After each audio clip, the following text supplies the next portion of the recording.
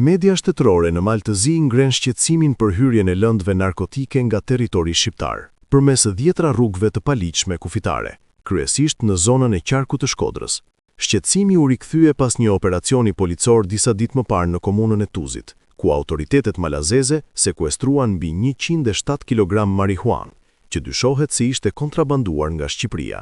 Sipas policisë, gjatë patrullimeve në kufi, u konstatua një automjet që lëvizte me shpejtësi, i cili më pas u gjeti brekëtisur.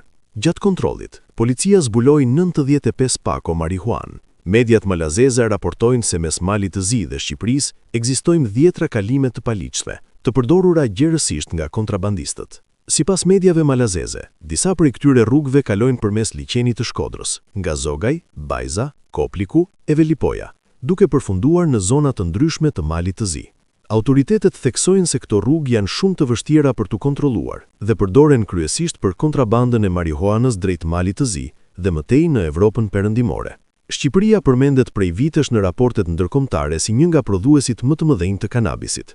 Sipas të dhënave të publikuara më herët nga agjencia amerikane AP, fshati Lazarat është cilësuar si një fabrik marihuane, me një prodhim vjetor që arrinte deri në 900 ton.